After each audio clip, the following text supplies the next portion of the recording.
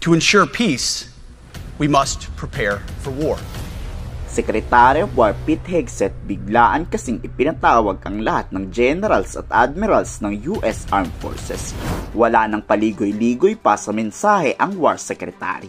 We need to prepare for war to achieve peace. Para maiwasan daw ang gera, dapat naghahanda na ang Amerika.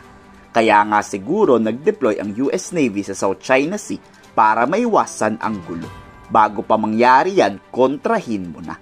Noong September 30 nga, muling umalis sa Japan Naval Base ang USS George Washington Carrier Strike Group. Binubuo ito ng aircraft carrier, frigate at mga destroyer.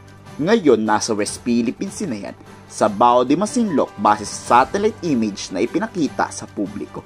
Ito nga ang literal na naghahanda sa kaguluhan. Moment forward, the only mission of the newly restored Department of War is this: warfighting. Preparing for war and preparing to win.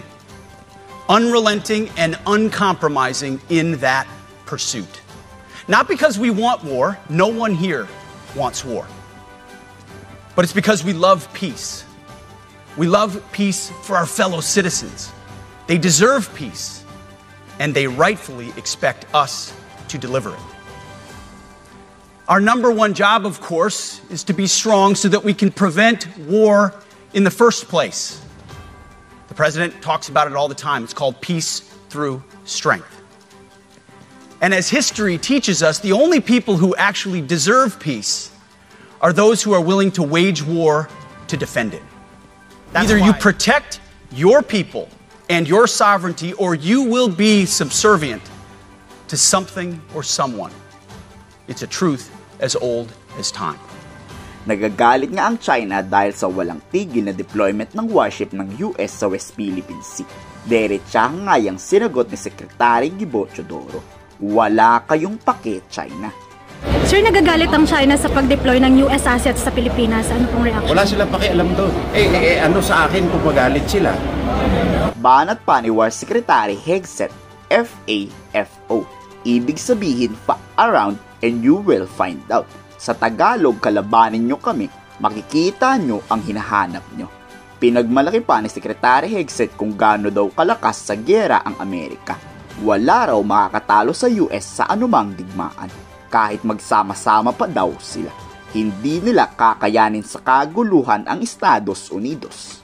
Like a military that will win any war we choose, or any war that is thrust upon us.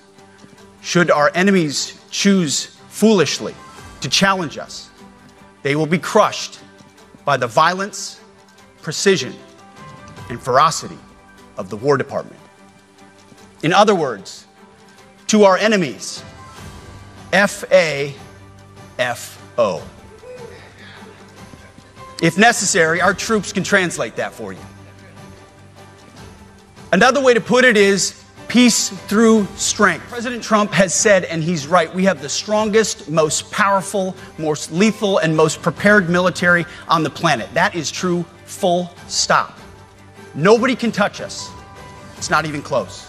Rather, threats grow. There is no time for games. We must be prepared. If we're going to prevent and avoid war, we must prepare now. We are the strength part of peace through strength. And either we're ready to win or we are not.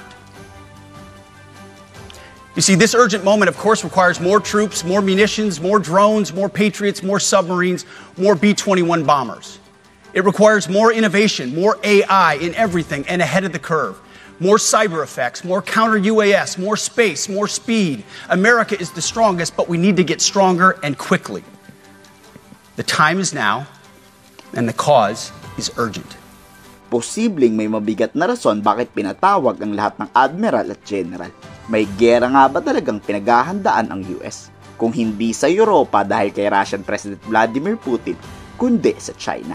Dahil naman to sa South China Sea, West Philippine Sea at sa may Taiwan. Kayo, handa ba kayo sa gulo? I-komento sa baba ang inyong saloobin.